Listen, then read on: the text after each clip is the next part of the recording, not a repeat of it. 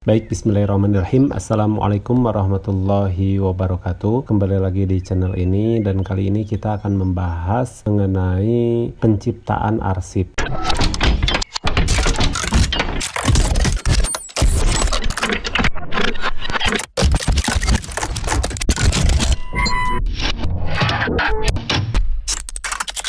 Nah, jadi penciptaan arsip ini adalah salah satu proses dari pengelolaan arsip dinamis, di mana posisinya ini berada paling awal dari proses pengelolaan arsip dinamis.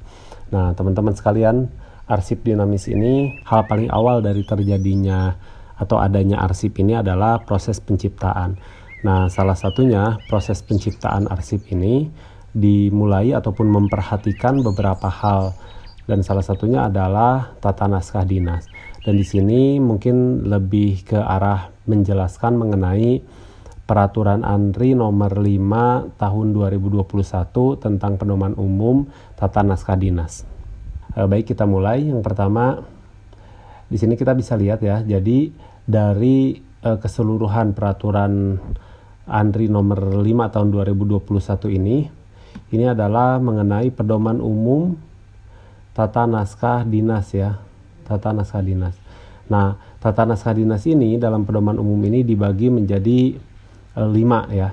Yang pertama adalah jenis, susunan dan bentuk naskah dinas, kemudian pembuatan naskah dinas, pengamanan naskah dinas, kemudian pejabat penandatanganan naskah dinas, dan pengendalian naskah dinas.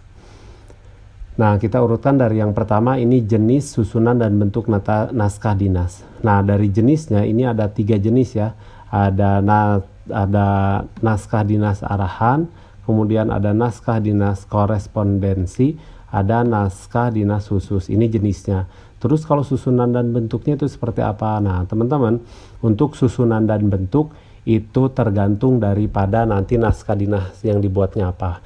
Misalkan naskah dinas yang dibuatnya itu adalah naskah dinas pengaturan, maka jenis dan bentuknya seperti apa nanti akan bisa dilihat dalam lampiran Peraturan ANRI nomor 5 tahun 2021 ya. Jadi ada batang tubuh, ada isi, ada kaki atau lain sebagainya. Ini tuh berbeda-beda ya, tergantung daripada naskah dinas yang dibuat gitu. Nah, yang pertama adalah naskah dinas arahan. Teman-teman, naskah dinas arahan ini terbagi menjadi 3. Yang pertama ini adalah naskah dinas pengaturan. Yang kedua ini adalah naskah dinas penetapan. Dan yang ketiga ini adalah naskah dinas penugasan. Nah, naskah dinas pengaturan ini itu salah satunya adalah peraturan perundang-undangan, kemudian instruksi, kemudian surat edaran, dan SOP atau standar operasional prosedur administrasi pemerintahan. Ini yang disebut dengan naskah dinas pengaturan. Kemudian yang kedua ini naskah dinas penetapan ya. Naskah dinas penetapan ini disusun dalam bentuk keputusan. Jadi keputusan itu merupakan naskah dinas penetapan. Naskah dinas penetapan itu bentuknya keputusan. Kemudian yang selanjutnya yang ketiga ini ada naskah dinas penugasan. Naskah dinas penugasan ini dalam bentuk surat perintah atau surat tugas. Jadi surat perintah ataupun surat tugas ini adalah naskah dinas penugasan. Dan ini termasuk ketiga-tiganya dalam naskah dinas arahan ya.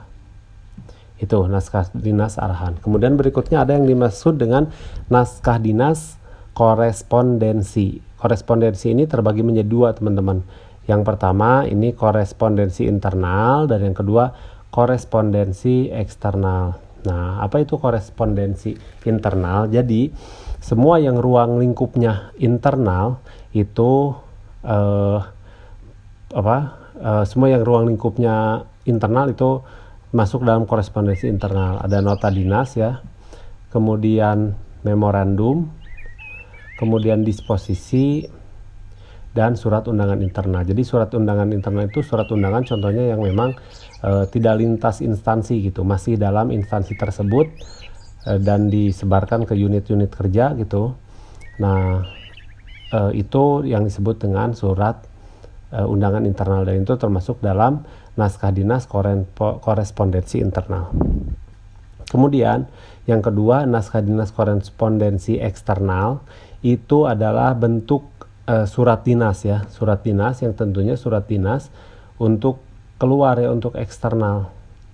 Jadi surat-surat dalam bentuk surat kedinasan ataupun surat dinas yang mana itu adalah untuk keluar, maka itu disebut korespondensi eksternal gitu teman-teman. Oke, berikutnya ini yang kedua ya, nota dinas korespondensi. Berikutnya jenis, bentuk, dan susunan.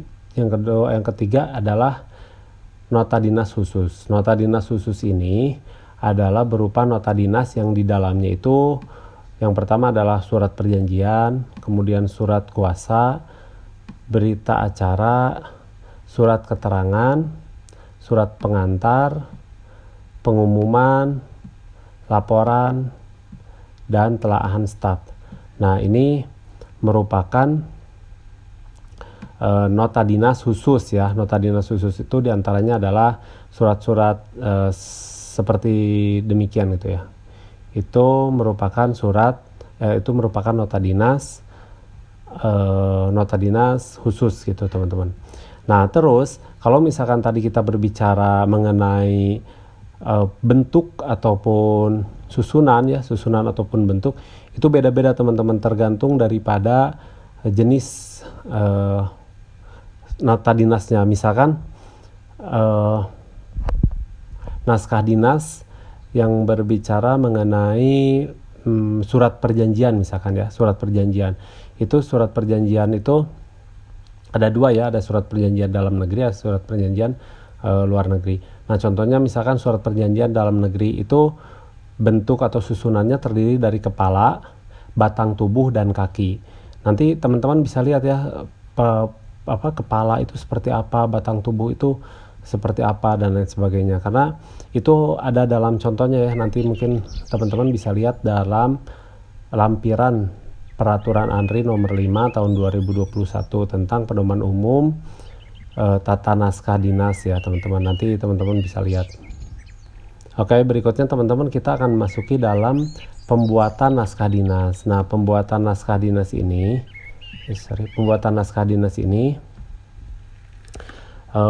terbagi menjadi dua ya teman-teman. Jadi dalam prosesnya ada dua, ada media rekam ya, MR di sini maksudnya media. Di sini teman-teman kita bisa lihat pembuatan pembuatan naskah dinas itu terbagi dua. Yang pertama melalui media rekam kertas atau media rekam elektronik. Nah, jadi karena sekarang itu ada SPBE ya. Jadi berbagai hal mengenai kebijakan, salah satunya mengenai naskah dinas itu bisa menggunakan media elektronik, termasuk dalam Peraturan ANRI nomor 5 tahun 2021 ini juga sudah dibahas di dalamnya mengenai media rekam elektronik. Nah, media rekam elektronik maupun media rekam melalui kertas ini harus memuat 10 poin ini teman-teman, A sampai dengan J. Yang pertama ada lambang negara atau logo, kemudian ada penomoran dinas, kemudian penggunaan kertas, amplop, dan tinta, kemudian ada ketentuan jarak spasi, jenis, dan huruf, serta kata penyambung, kemudian ada penentuan batas ruang tepi, nomor halaman, tembusan, lampiran, tanda tangan paraf dan cap, dan perubahan, pencabutan, pembatalan, dan ralat naskah dinas. Nah, ini dalam proses pembuatannya harus memuat beberapa poin ini ya teman-teman.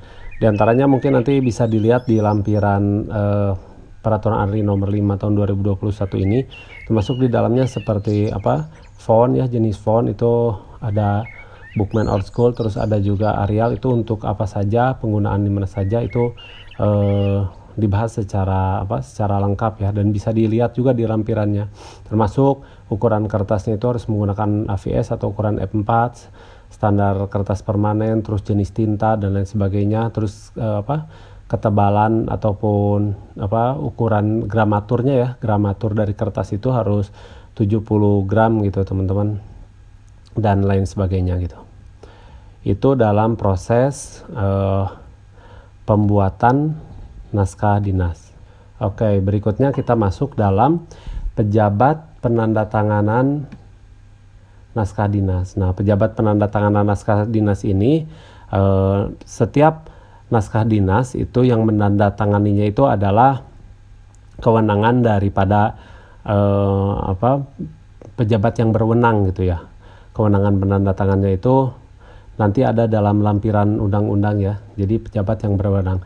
Kalaupun misalkan pada pelaksanaannya ternyata kewenangannya ini harus dimandatkan gitu ya.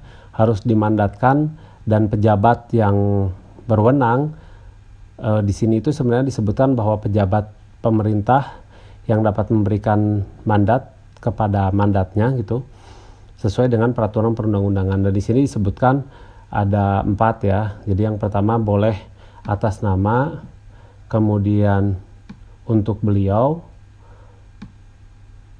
atas nama itu biasanya tertulis AN ya. Kemudian untuk beliau itu UB, pelaksana tugas itu PLT ya. Terus pelaksana harian itu PLH. Nah itu jadi boleh diberikan mandat-mandatnya sesuai dengan ketentuan gitu. Nah kalau atas nama ini sebenarnya untuk pelimpahan wewenang dalam bentuk tertulis. Jadi kewenangannya itu boleh misalkan atas nama kepala dinas yang menandatangannya sekretaris dinas misalkan.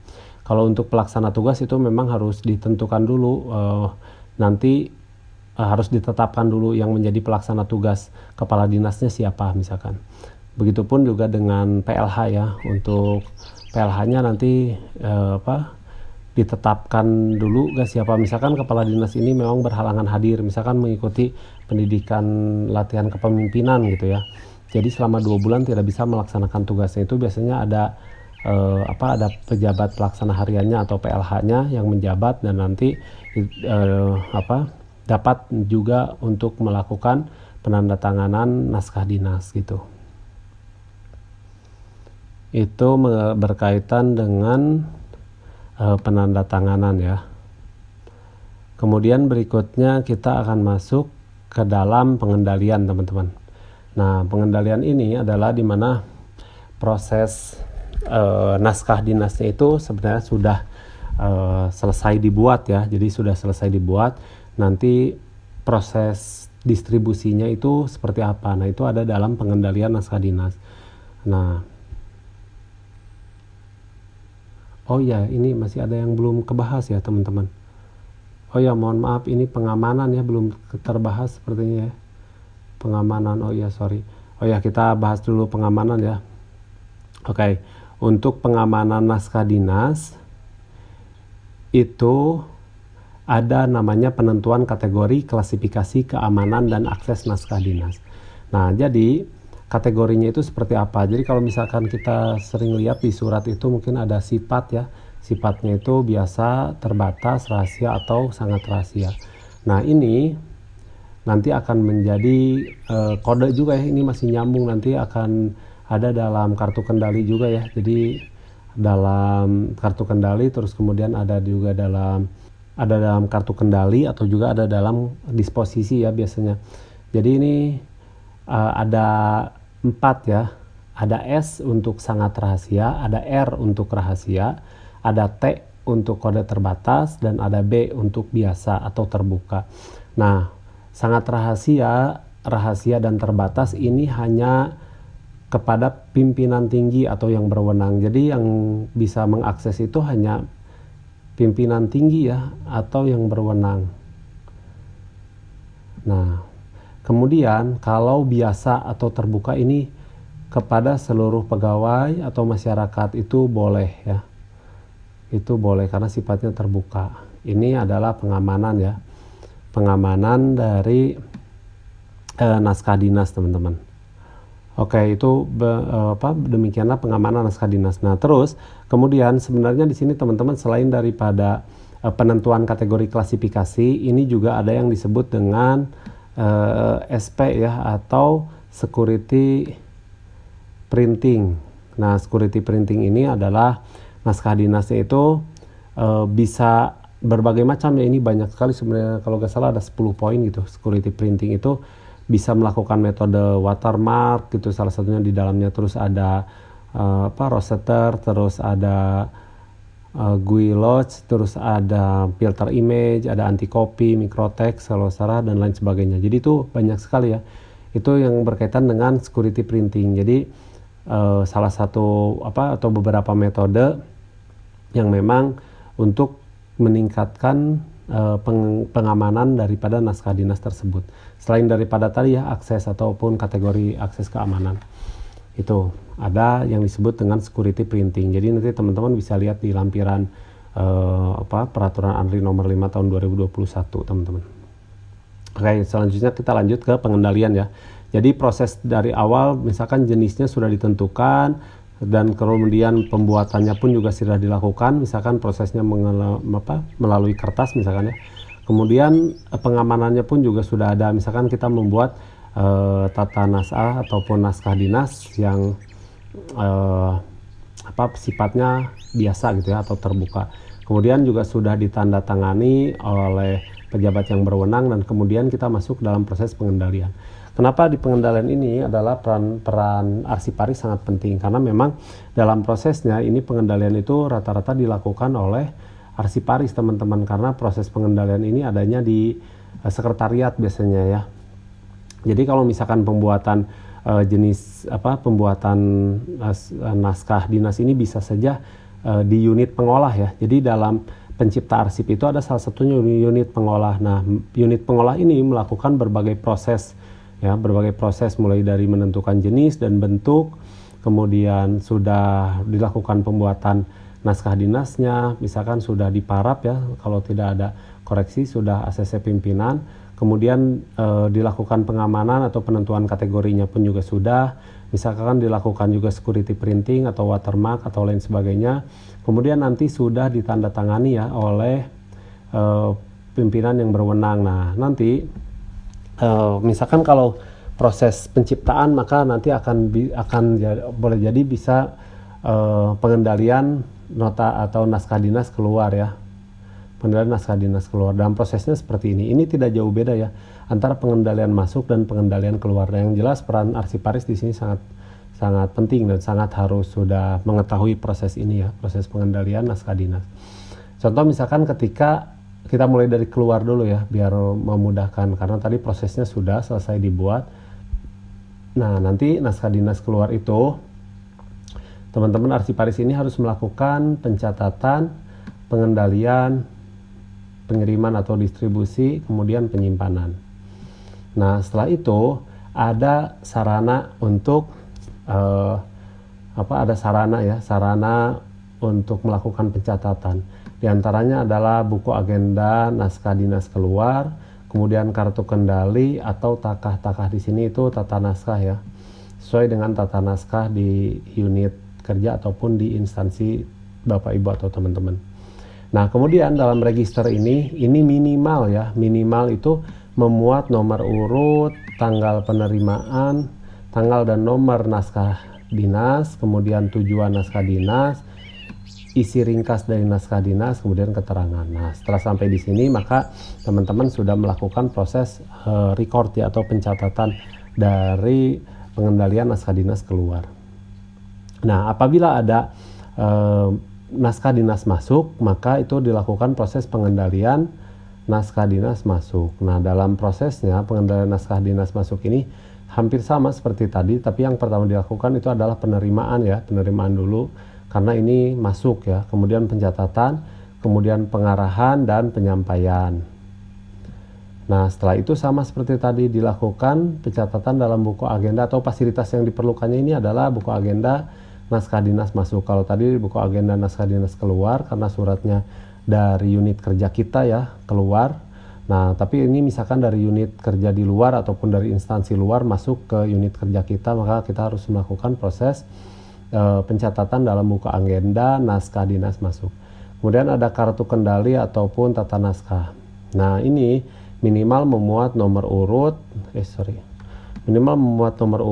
tanggal penerimaan, tanggal dan nomor naskah dinas, asal naskah dinas, isi ringkasan, unit kerja yang dituju ya, kemudian keterangan.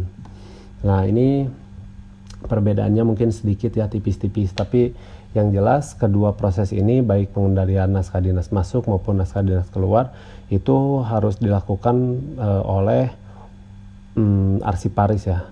Kalaupun misalkan sekarang sudah menggunakan media rekam elektronik, teman-teman itu tetap ya harus harus melakukan proses ini, dan prosedurnya itu ada teman-teman dalam peraturan ANRI nomor 5 tahun 2021 tentang pedoman umum tata naskah dinas, teman-teman. Ini mungkin teman-teman yang saya coba buat dari peraturan ANRI nomor 5 tahun 2021. Untuk lebih jelasnya teman-teman bisa buka kembali ya, karena di peraturan tersebut itu memang ada lampirannya cukup lumayan banyak juga ya. Dan ini satu slide ini juga saya rangkum dari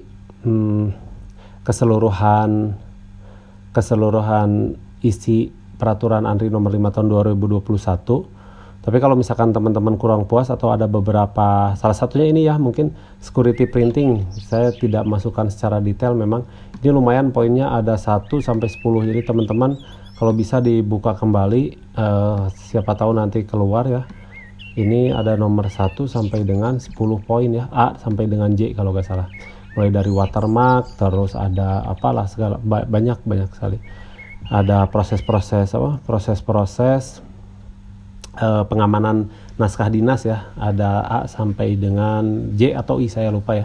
Ada watermark, ada guilloche, ada anti copy, ada microtext, ada line width modulation, terus ada relief motif dan lain sebagainya, itu banyak ya. Kemudian teman-teman juga bisa lihat contoh-contoh naskah-naskah yang disusun juga ya di lampirannya. Contoh-contoh naskah ini ya, mulai dari naskah dinas pengaturan, penetapan, penugasan, naskah dinas korespondensi internal maupun eksternal. Terus juga di dalam proses penandatanganan juga di sini teman-teman ada proses cap ya, ada proses cap, bentuk kertas, terus tepi kanan, tepi kiri, gramasi daripada kertas, itu sebenarnya masih banyak yang belum tercatat. Tapi intinya poin-poin terpentingnya sudah saya coba catat dan saya coba rangkum pada slide ini. Mudah-mudahan bisa bermanfaat buat teman-teman semua, dan mudah-mudahan diberikan kelancaran pada saat melakukan tes. Mudah-mudahan teman-teman semua yang menyimak video ini mudah-mudahan bisa lulus, amin ya Allah ya rabbal alamin, dan dilancarkan sampai dengan hari H. Itu mungkin yang dapat saya sampaikan. Mohon maaf apabila ada berbagai macam kesalahan yang datangnya dari saya, dan apabila ada benarnya itu datangnya dari Allah Subhanahu wa taala. Demikian yang dapat disampaikan. Wabillahi taufiq wal hidayah. Wassalamualaikum warahmatullahi wabarakatuh.